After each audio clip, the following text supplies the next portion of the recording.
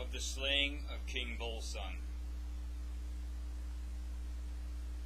Now tells the tale of King Volsung and his sons that they go at the time appointed to Gothland at the bidding of King Siggeir, and put off from the land in 3 ships, all well manned, and have a fair voyage, and made Gothland late of an evening tide. But that same night came Signy, and called her father and brothers to a privy talk, and told them what she deemed King Siggeir was minded to do, and how that he had drawn together an army no man may meet. And says she, he is minded to do guilefully by you. Wherefore I bid you get ye gone back again to your own land, and gather together the mightiest power ye may, and then come back hither, and avenge you.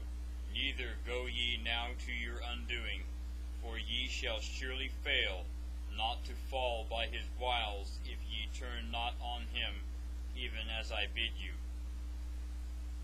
Then spake Volsung the king, all people and nations shall tell of the word I spake, yet being unborn, wherein I vowed a vow that I would flee in fear from neither fire nor sword. Even so have I done hitherto, and shall I depart therefrom now I am old?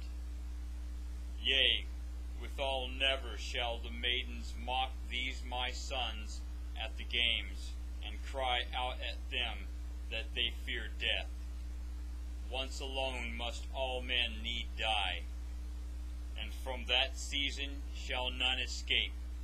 So my rede it is that we flee no whither, but do the work of our hands in as manly wise as we may.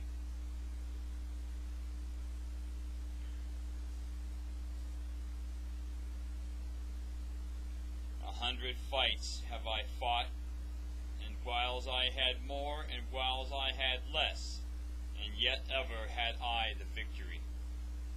Nor shall it ever be heard tell of me that I fled away or prayed for peace. Then Signy wept right sore, and prayed that she might not go back to King Siggeir. But King Volsung answered, Thou shalt surely go back to thine husband, and abide with him, howsoever it fares with us. So Signy went home, and they abode there that night. But in the morning, as soon as it was day, Volsung bade his men arise, and go aland, and make them ready for battle. So they went aland, all of them, all armed, and had not long to wait before Siggeir fell on them with all his army. And the fiercest fight there was betwixt them, and Siggeir cried on his men to the onset all he might. And so the tale tells that King Volsung and his sons went 8 times right through Siggeir's folk that day, smiting and hewing on either hand. But when they would do so even once again, King Volsung fell amidst his folk, and all his men withal, saving his 10 sons. For mightier was the power against them than they might withstand.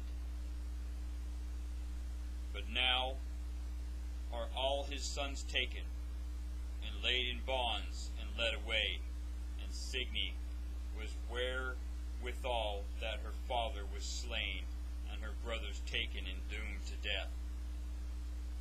That she called King Siggeir apart to talk with her, and said, This will I pray thee, that thou let not slay my brothers hastily, but let them be set a while in the stocks. For home to me comes the saw that says, Sweet to eye well seen, but longer life I pray not for them, because I wot well that my prayer will not avail me. Then answered Siggeir, Surely thou art mad and witless, praying thus for more bale for thy brothers than their present slaying. Yet this will I grant thee, for the better it likes me, the more they must hear, and the longer their pain is, or ever death come to them. Now he let it be done, even as she prayed, and a mighty beam was brought and set on the feet of those 10 brethren in a certain place of the wild wood, and there they sit day long until night. But at midnight, as they sat in the stocks, there came on them a she-wolf from out of the wood.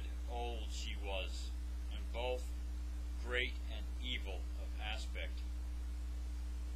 And the first thing she did was to bite one of those brethren till he died, and then she ate him up withal, and went on her way.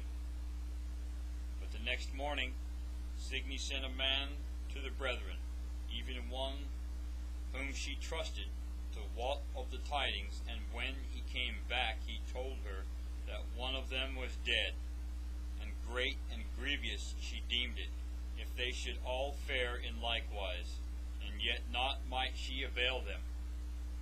Soon is the tale told thereof. 9 nights together came the she-wolf at midnight, and each night slew and ate up one of the brethren, until all were dead, save Sigmund only.